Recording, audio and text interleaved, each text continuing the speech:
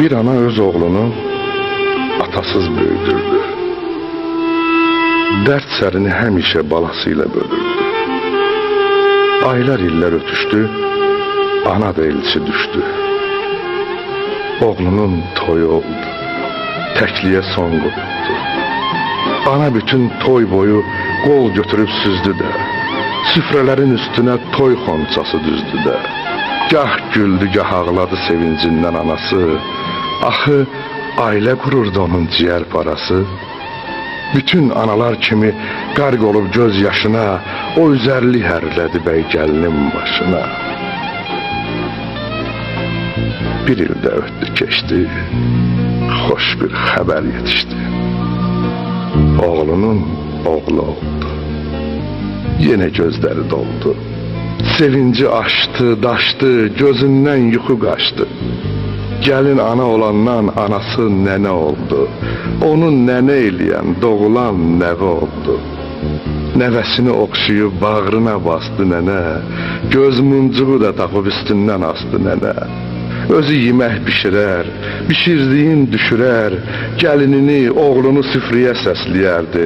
Gündə qadasın alıb nəvəsin bəsləyərdi. Hər işə versə də hay, olmaz idi bir xeyir. Sən öz saydığını say, gör bir fələk nə deyir. Artıq hiss edirdi ki, duzu yoxmuş əlinin. Başına dolansa da üzü dönür gəlinin. Oğlan öz anasını bir ilahi sanırdı. Gəlin bu məhəbbətə, sevgiyə qısqanırdı. Ana bütün bunları görüp sustu, dinmədi. Bu barədə oğluna bircə kəlmə demədi. Gəlin bir axşam çağı dilə tutdu ərini, üz gözünü turşudub hey ölçdü əllərini, qaynanadan o ki var elədi gilə güzar. Yaşa doluruq artıq, ömür keçir yarıdan, vallah rahat olardıq ayrılsaq bu qarıdan. Oğlan dedi, ayrılaq, gedək rahat yaşayaq. Çox ağıllı fikirdi, elə fikrimiz birdi. Ondan gəlmir ruzumuz, qoy Çin olsun arzumuz, onsuz da qocalıbdır. Neynir var dövləti, daha neyinə gərək dünyanın şan şöhrəti. Amma gəl belə edək, ona da bir şey verək, gözü evdə qalmasın, o da yalqız olmasın. Məncə ona bəs edər bizə hər şeydən əziz, ona oğul əvəzi beşikdəki körpəmiz.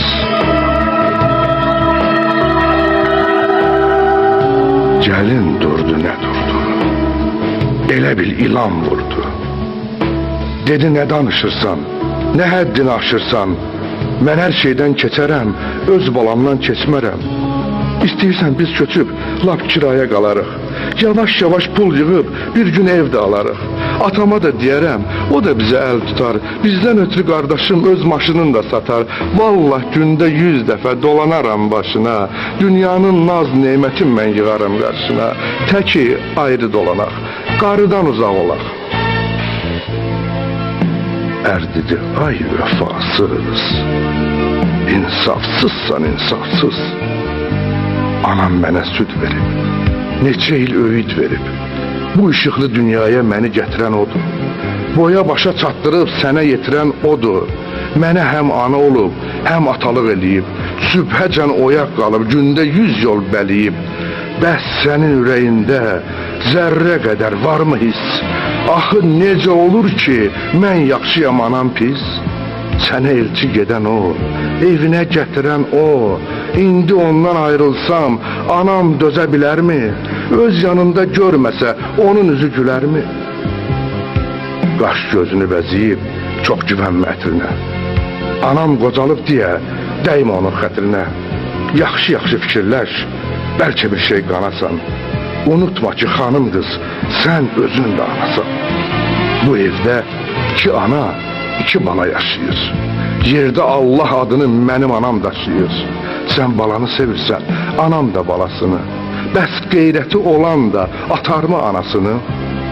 Ağlını yığ başına, zəhər qatma aşına. Ananı balasından ayırmaq olar mı heç? Sənin 2 yolun var. İkisindən birini seç. Ya öz balanla yaşa, ya bizimle baş başa.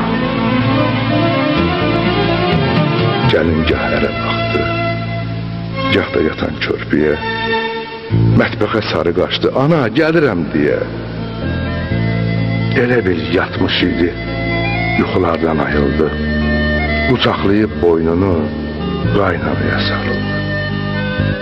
Ay atalı, ay analı bəxtəvərlər, mən sevgiyə çağırıram hər birinizi.